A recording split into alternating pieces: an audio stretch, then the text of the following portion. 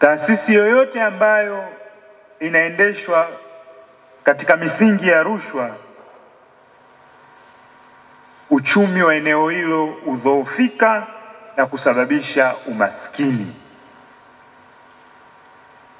Sasa ni matarajio yangu kwamba leo tutajadiliana kwa uwazi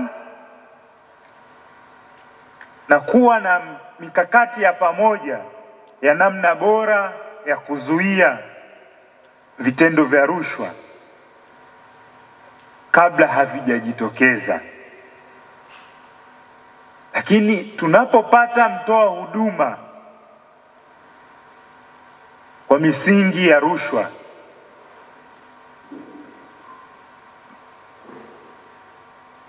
tutegemee kupata huduma duni. Hawezi kutoa rushwa akatoa huduma yenye thamani halisi ya fedha inayotokana na matarajio ya taasisi husika. Lakini katika taasisi kunatokea uvunjifu wa maadili pale panapokuwa na viashiria au mifumo ya rushwa katika taasisi husika. Ndugu zangu, na ndio maana jamii yetu inakemea rushwa, lakini vitabu vyetu vya dini vimekemea vitendo vya rushwa, kwa sababu vitendo hivi vinaharibu amani iliyopo ndani ya jamii, vinakwamisha maendeleo katika jamii zetu, zinasababisha jamii iwe na umaskini. Tafiti zinaonyesha kuwa zaidi ya 60% ya bajeti ya serikali hutumika kwenye manunuzi. Rushwa katika eneo hili husababisha upotevu mkubwa wa rasilimali, ongezeko la gharama za miradi na huduma duni kwa wananchi. Katika ajira, rushwa huzaa upendeleo, huondoa morali kazini na huduma za ubunifu. Madhara haya yanapunguza ufanisi wa serikali na sekta binafsi, huathiri ustawi wa jamii na kuwatia hofu wawekezaji wanaolenga kuwekeza kwenye mazingira yenye ushindani ulio huru na wa haki. Ndugu mgeni rasmi, TAKUKURU imeweka mifumo rafiki na salama ya kupokea taarifa, ikiwemo namba ya bure ambayo ni 113, tovuti ya kuwasilisha malalamiko katika mitandao ya kijamii na vituo vya taarifa katika kila ofisi zetu za mikoa na wilaya.